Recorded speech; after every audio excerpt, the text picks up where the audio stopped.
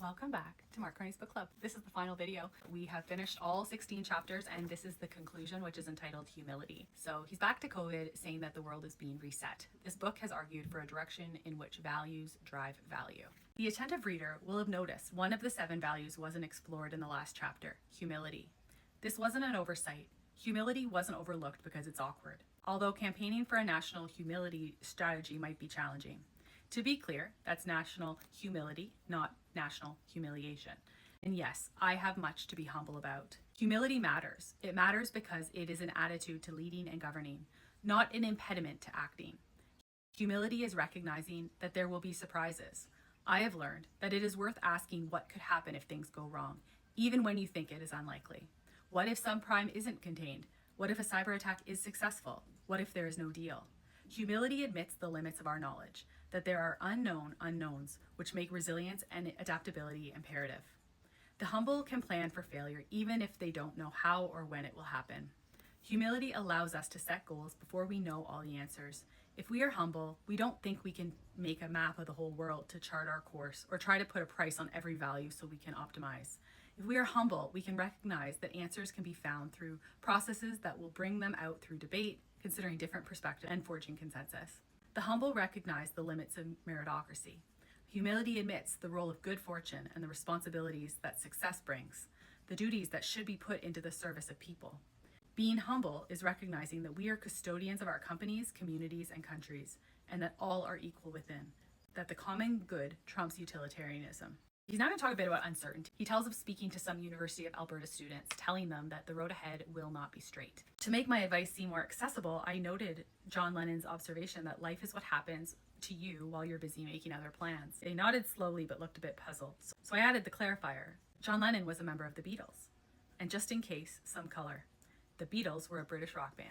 He advised the students to be flexible and adventurous as they began their careers and to pick opportunities which allowed them to learn and grow as people. Now he's going to talk about chance. He told those students that it will be important to remember the role that chance plays in all our lives and the responsibilities that come with that good fortune.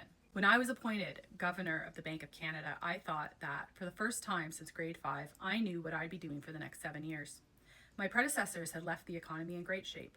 There were only 8 regularly scheduled interest rate decisions a year. All I had to do was set the cruise control and not mess it up. Oops. Remember what I said about humility? The global financial crisis began almost immediately, putting paid to my idea that central banking would mean a quiet life, away from the sound and fury of the private sector. Through those harrowing years, I was privileged to learn from a remarkable group of people on how to address complex problems under enormous uncertainty and great pressure. On responsibility, he says, the point is that we are all fortunate, and my luck is obvious. Recognizing that none of us truly succeeds entirely on our own points to our responsibility for improving the systems in which we work and live. It is the first mark of humility. In these ways, we can rebuild the ethical foundations necessary for long-term prosperity. We all need to avoid compartmentalization, the division of our lives into different realms, each with its own set of rules. Home is distinct from work, ethics from law, the individual from the system. Reinstilling higher purpose, ideals, and virtues can help end this divided life, and by broadening the range of values and value, it can spread the rewards of the market more widely. We have a choice. We can continue to let financial valuation narrow our values, or we can create an ecosystem in which society's values broaden the market's conceptions of value. In this way, individual creativity and market dynamism will be channeled to achieve society's highest goals. On renewal, the final part here, he reflects on a time when he had just finished his term at the Bank of England and was attending the City New Year service at St. Michael's, Cornhill. He highlights some of the sermon by Reverend Charles Scrine, who imparted wisdom about living a life of purpose, one that can achieve lasting benefit. In my view, that is a life of moral, not market sentiments, a life that seeks to advance the trinity of distributive justice, equality of opportunity, and fairness across generations.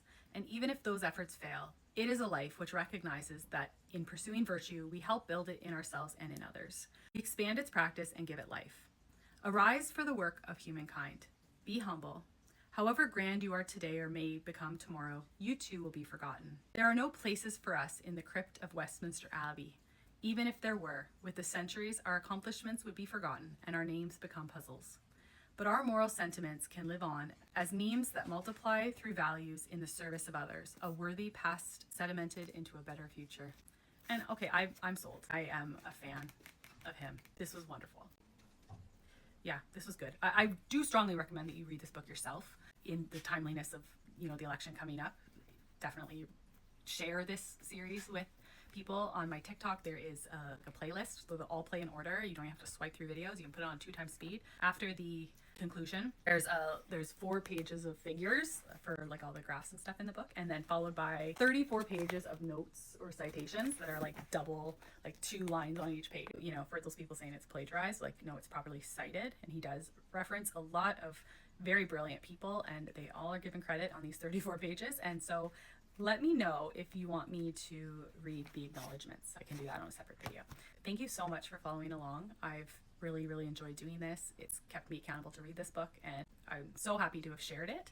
And I think that a lot of people need to watch these videos, the people who aren't going to read the book, which I understand because it's a big, heavy book, and I think that I did get the best bits out. So definitely share this, and don't forget to vote. Whoever you vote for, it's important that we all use our democratic right. Vote on April 28th. I'm looking forward to seeing what the future brings to us all. Take care, everybody.